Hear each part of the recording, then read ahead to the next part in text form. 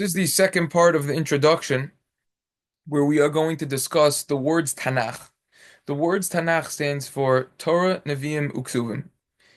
You could open up any Tanach, you'll see all the Sfarim that are brought there, all the books that are brought in the beginning. But what is a deeper idea? Why is the Torah split up into thirds? Why? Is there any significance behind this? So there's a beautiful sefer which we're going to be learning a lot when we learn Sefer Yehoshua, called the Meom Loez.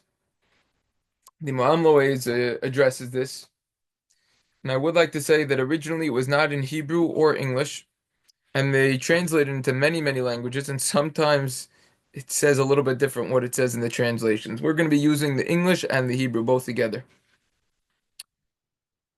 There's a lot of threes in Judaism. Kohanim, Leviim, and Yisraelim. As we know, we have Kohan, Levi and Yisrael when it comes to the Torah reading. So that's another three over there. Now, these three divisions, it's not a coincidence. All right? What over here is that this is teaching us the connection between the Torah or Tanakh and the Jewish people. The two are interdependent.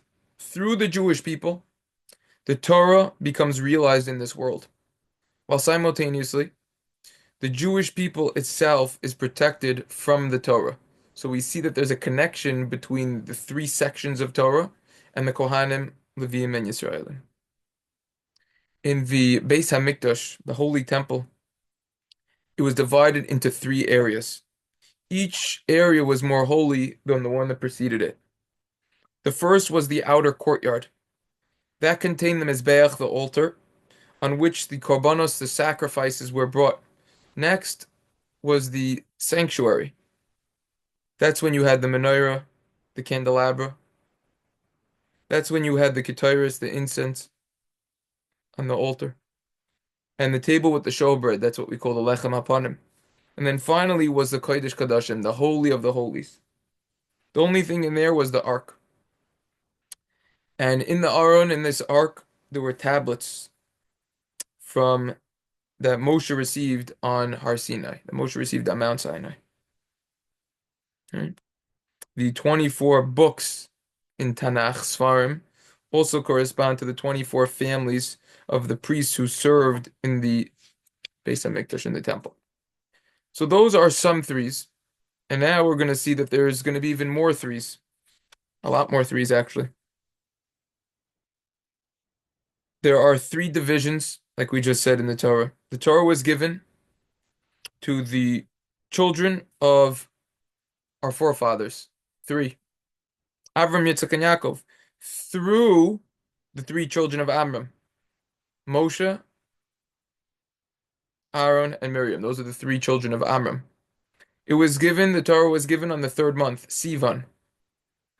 The Jews prepared themselves 3 days to receive the Torah. The number three is therefore very significant and special. Adam Harishon, Adam, had 3 sons. Mankind descended from the third, Shes, or in the Hebrew version of the Meom Loez, actually says this a little bit different, which this is what I was saying. You get slight differences between the two Meom Loezes, and based on the language that it was translated to. It says over here that Mizera Avram Yitzchak Yaakov and Nisna Atari b'chodesh shlishi etc. V'izkachu gimel yom l'fnei mantar. Okay. V'amar Rabbi Yeshua ben Yachamim asinu shahashloish chavav v'nei Hashem. 3 people are dear in front of Hashem. Adam Arishon noldu shloisha banim. Adam had 3 children. Kayin hevel sheis. V'aben hashlishi sheis, and the third child, who was sheis, hayachavi b'nei Hashem. He was very dear in the eyes of Hashem. Shahayat tzaddik, because he was a tzaddik. Continuing in the Hebrew, Noach had 3 sons, Sham, Cham, and Yafes. The greatest one of all of them was Yafes. He was the most dear. He was the third son. Yet again, we see this concept of 3. Moshe was the chosen one. He is the third son of Amram to give the Torah, to receive the Torah and transmit it. Regarding the Shvatim, the tribes, the third one is Levi, third. Levi is very important, significance. Regarding the kings, we had a lineup. Shaul was the first king, then David HaMelech, and then Shlomo. Shlomo was at a very high level because he was the one who merited building the Beis Hamikdash. Third king, number 3. We say in Kiddush every single day, kadosh, kadosh, kadosh. We say kadosh 3 times. In berachos kohanim and duchening, there are 3 different berachos. Hashem yishmecha yer Hashem panav elecha v'yichuneka yisa Hashem panav elecha v'yasem lecha shalom. 3. Yet again, another 3.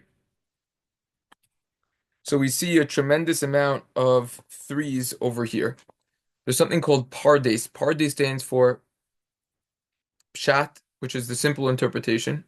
The resh stands for remez, an illusion. The dalet stands for derush, which means expounding, or an allegorical meaning. Remez is something that hints or implied. And then the last one is the sod, samach, which is secrets, Kabbalah. So it's really only 3 areas because very few get to the sod, get to properly understanding the Kabbalistic area of the Torah and how to properly learn it. So that's another area where we see 3. Another idea is the Gemara says in Avoda Zara Yud Tes, Ein Adam loimid ela memakom shelibo chafetz. That a person could only learn Torah from a place where his heart desires. In other words, what that means, there's a lot of explanations what that means. But the way that the Meom Loez explains what this means, in the English, they actually say this a little bit deeper. If someone isn't interested in learning about something, his mind doesn't absorb it. He hears it, but he doesn't understand it. By the next day, he already forgot what he heard. If someone truly wants to learn Torah, he must always prepare himself by finding an area that he's interested to learn. With the Torah, if the Torah was very small, or if it was all the same, so that would be very difficult to find an area that we enjoy learning about. Well, one person finds interesting to learn about, another doesn't. What he finds interesting one day, you may find that it's unexciting the next day. Now, it's important to stay consistent on what you learn. But this is an idea of why there's different areas. People connect to different areas of the Torah and different specialties, so to say. So Hashem gave us the Torah. Ratza kadosh baruch hu zakos es Yisrael v'kachir b'len Torah mitzvah shenemar Shem chavitz l'mansikol yagdil Torah v'yadir. That's why, like we say, right before we say Kaddish at the end of Shir, Rabbi Chanan ben Akasha merits in Pirkei Avos that Hashem wanted to bring merit to us, so therefore He gave us a lot of Torah and mitzvahs. So now we have a lot of different areas to learn, and there will be something for everyone. That's what he says over here. So the idea is that when you find something that you learn, you'll remember it more, and you'll want to learn more as well. That's why it's important to learn what you desire.